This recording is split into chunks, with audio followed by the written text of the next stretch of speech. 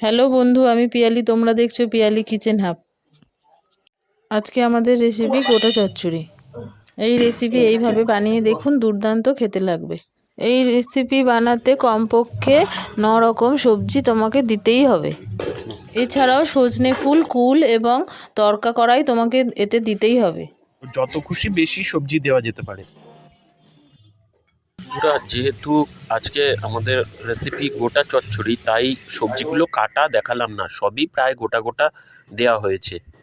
একমাত্র ফুলকপিগুলো গোটা গোটা নিয়ে বোটা থেকে ছোট ছোট টুকরো ফুলগুলো কেটে নেওয়া হয়েছে। আর বাঁধাকপিগুলো গোটা গোটা পাপড়ি খুলে নেওয়া হয়েছে, একটা করে পাতা। এবার কড়ায় তেল দিয়ে তেল গরম হলে একে একে শিম, ফুলকপি ও বিনস ভেজে তুলে নিলাম। এবার কড়ায় তেল দিয়ে তেল গরম হলে তাতে তেজপাতা, ফোড়ন দিলাম। এবারে গাজর দিয়ে ভালো করে উল্টে পাল্টে ভেজে নিলাম। তারপরে আলু দিয়ে ভালো করে নাড়তে থাকলাম। এবার এর মধ্যে লাউ শাক, মটরশুঁটি, শিম, বিন আর বাঁধাকপির পাতাগুলো দিয়ে দিলাম, দিয়ে ভালো করে আবার নাড়তে থাকলাম। বন্ধুরা, আর একটা কথা বলা হয়নি, এই রেসিপিতে ফুল, ফল এবং শাক এই 3 রকম লাগবেই লাগবে। যেমন আমরা দিয়েছি সজনে ফুল, কুল ও বিভিন্ন ধরনের শাকসবজি। বন্ধুরা, এই রেসিপিটি একটি সম্পূর্ণ ট্রেডিশনাল রেসিপি। এটা সাধারণত সরস্বতী পুজোর দিন সন্ধেবেলায় রান্না হয়ে থাকে এবং সেই দিন ও পরের দিন খাওয়া হয়। পরের দিন আমাদের আর উনুন জ্বলে না, পান্তা ভাত বা মুড়ির সঙ্গে এটা খাওয়া হয়। এই রেসিপিটাকে আমরা সাধারণত গোটা চচ্চড়ি বা গোটা সিদ্ধ বলে থাকি।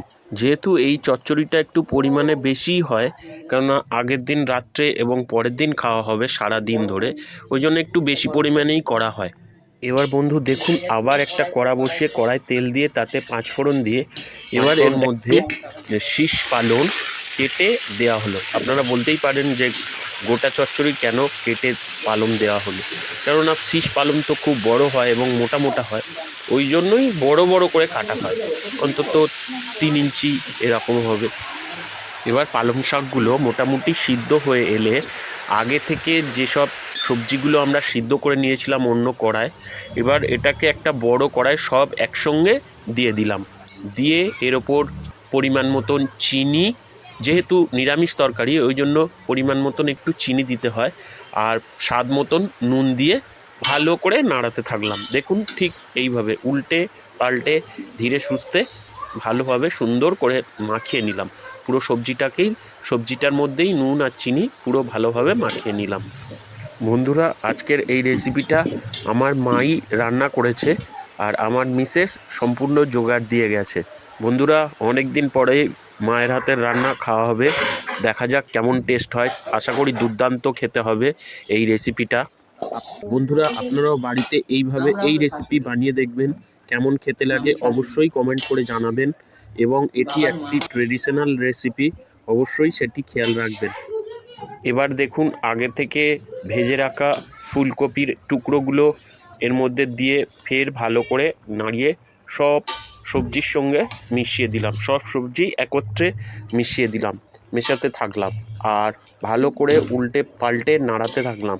বেশিক্ষণ রেখে দিলে আবার তলায় ধরে যেতে পারে, তাই মাঝে মধ্যেই আপনাকে নাড়িয়ে যেতে হবে, নাহলে ভেতরে তলার দিকে বসে যেতে পারে। এই রেসিপিগুলি যদি আপনাদের ভালো লেগে থাকে তাহলে আমাদের চ্যানেলটিকে অবশ্যই সাবস্ক্রাইব করে দেবেন এবং ভিডিওটা পুরো দেখতে থাকবেন, সঙ্গে থাকবেন, ভালো থাকবেন। আশা করি আপনাদের এই রেসিপিগুলি খুব ভালো লাগবে এবং আপনারাও এইভাবে এই রেসিপি বানিয়ে দেখুন। এর জন্য বন্ধুরা পুরো ভিডিওটা দেখতে থাকবেন, সঙ্গে থাকবেন এবং বেশি বেশি লাইক, কমেন্ট ও শেয়ার করে দেবেন। এবারে এই সবজিগুলো একটু নেড়ে চেড়ে নিয়ে আলুগুলো কেটে কেটে দেখব সিদ্ধ হয়েছে কি। যদি সিদ্ধ হয়ে যায় এর মধ্যে জিরের গুঁড়ো, ধনের গুঁড়ো ও অল্প পরিমাণে হলুদ গুঁড়ো দিয়ে ভালো করে নাড়তে থাকব এবং সমস্ত সবজির সঙ্গে ভালোভাবে মিশিয়ে নিলাম। এগুলো আপনারা যে কোনো ধরনের সবজি দিয়েই করতে পারেন, তবে গোটা গোটা সবজি দিয়ে করলে এর স্বাদ অপূর্ব হয়, খেতেও হয় খুব সুস্বাদু। সব সবজিগুলো যখন সিদ্ধ হয়ে এসে এরকম পুরো মাখা মাখা হয়ে যাবে, তখন বুঝবেন যে সবজিগুলো পুরোপুরি সিদ্ধ হয়ে গেছে। তখন আমরা উপর থেকে এরকম ভাজা মশলা ছড়িয়ে দিলাম। ভাজা মশলার রেসিপিটা খুব শীঘ্রই আপনাদের সামনে নিয়ে আসছি। আপাতত দেখে নিন ভাজা মশলা। এই ভাজা মশলা ভেজে সব রকম 5-6 রকম মশলা দিয়ে ভেজে গুঁড়ো করে নিয়ে রাখা আছে, সেই ভাজা মশলাই ছড়িয়ে দিলাম। এবার একটু টেস্ট করে দেখে নিলাম কি কম আছে। যেগুলো কম লাগে, যেমন আমাদের ধনের গুঁড়ো একটু জিরের গুঁড়ো কম লেগেছিল, ও স্বাদ মতন অল্প নুনও দিয়ে দিয়েছিলাম, নুনটাও কম লেগেছিল।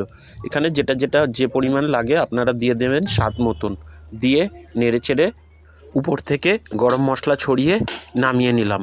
আজকে আমাদের রেসিপি গোটা চচ্চড়ি বা গোটা সিদ্ধ রেডি। বন্ধুরা, আপনারাও বাড়িতে এইভাবে এই রেসিপি বানিয়ে দেখুন, দুর্দান্ত খেতে লাগবে।